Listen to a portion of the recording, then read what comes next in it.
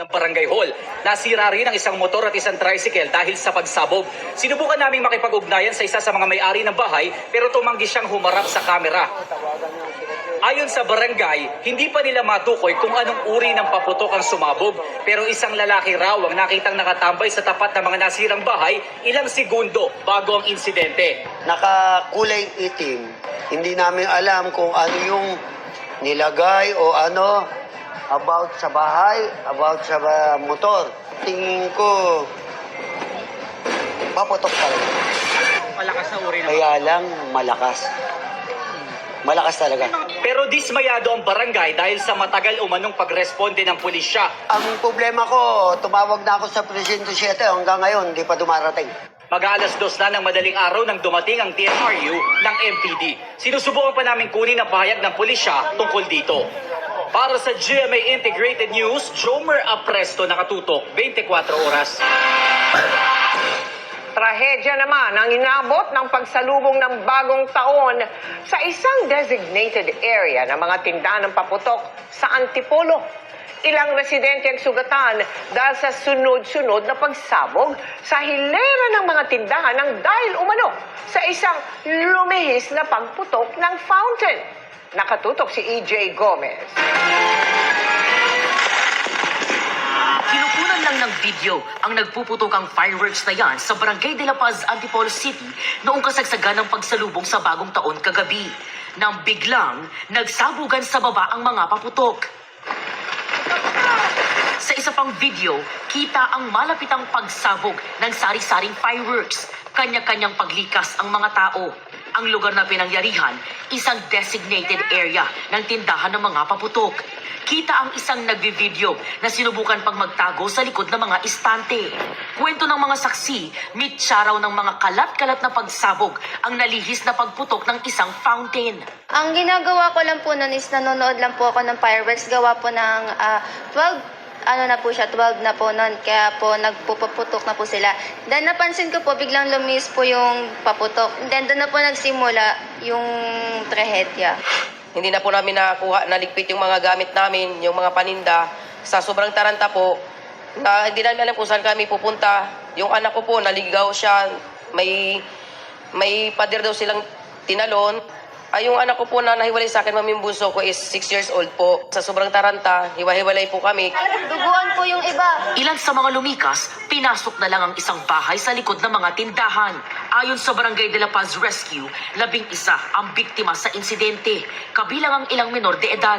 Nung pagdating namin kanina dito, mayroong isang minor injury, nag-hyperventilate, and then it only to found out, yung iba is nandun na po sa barangay namin. So doon na po nag-proceed yung ibang rescue. And then may 6 nang napunta doon sa hospital. So chinek namin, in total is 11 sila. Tumakbo sila eh.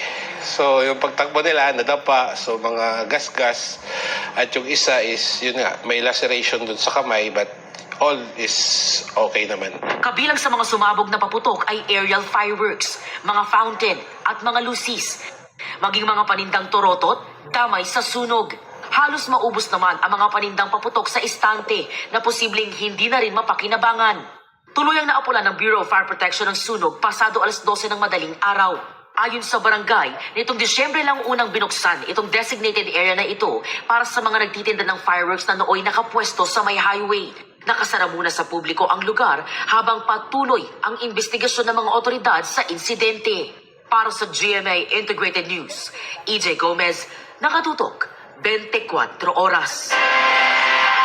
Hinihinalang mga nagtitinda mismo sa mga fireworks stall sa Antipolo City ang nasa likod ng sunog at pagsabog doon ayon sa Bureau of Fire Protection. Nung pagpatakto ng alas 12, yung pong mismong stalls, isa sa mga stalls allegedly, ay sinabayan yung pagpalit ng taon, nagsindi. Nagsindi rin po sila nung kanilang fireworks doon sa open field. Nag-misfire o pumasok yung isang aerial fireworks doon sa retailer na mayroon pang stocks na hindi nabenta ng mga fireworks or firecrackers. So nung lumiyab po iyon, ay doon po, damay-damay na po yung mga katabi. Umalis lang daw sa sandali ang mga tauhan ng BFP para sana kumuha ng mga kagamitan bilang paghahanda sa posibleng disgrasya sa pagsalubong sa bagong taon. Pero kasabay niyan, saka umano nag-set up ng aerial fountain ang mga salarin sa gitna ng football field na siya ring designated area ng mga tindahan ng paputok. Pero pumalya ito at naging mitya ng pagkasunog ng aabot sa 15 stalls. Nangangalap pa ng CCTV footage ang BFP para matukoy ang pagkakakilanlan ng mga salarin na sasampahan ng negligence resulting to damage to property and physical injury. Ilang tindahan din ng mga paputok ang nasunog sa Tabok, Kalinga.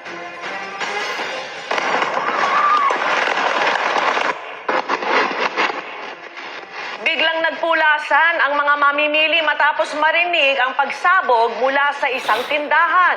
Ayon sa CDRMO, isang nahulog na paputok ang mitya ng pagsabog. Nasunog din ang mga katabing stall.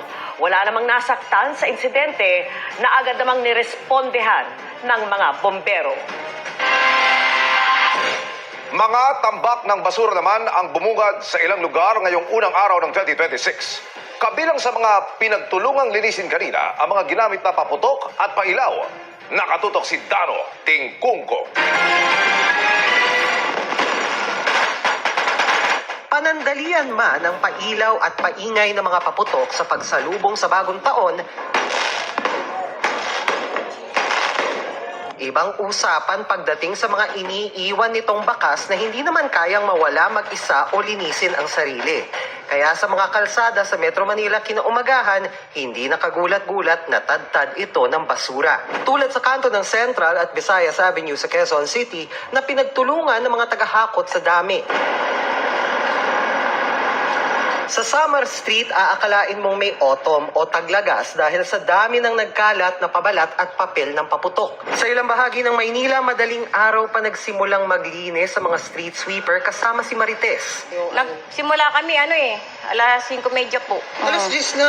Opo. Hindi ka pa tapos? Hindi pa po, hanggang laksan pa po kami. Mas marami po ngayon, sobra sir. Pagoda na po. Buti po may nagbibigay sa amin ng tubig, pagkain, pamasko. Pati mga residente at tauhan ng barangay tumulong na rin sa paglilinis. Sana sa susunod, pag nagpaputok, maging responsable din sa paglilinis pagkatapos. Hindi yung pagkatapos na lang ng putukan, papabayaan na lang dyan. Sa Tondo naman, sa Maynila pa rin, bagamat maraming bahagi ang malinis na ng daanan namin pasado alas 10 kanina, katulad ng kahabaan ng Juan Luna at Pritil, may ilang puno pa rin ng basura tulad sa Yuseco. Pakalawa na po to, sir. Patingin nyo, mas madali pa rin. Mas marami po. Ilang truck po ngayon ito?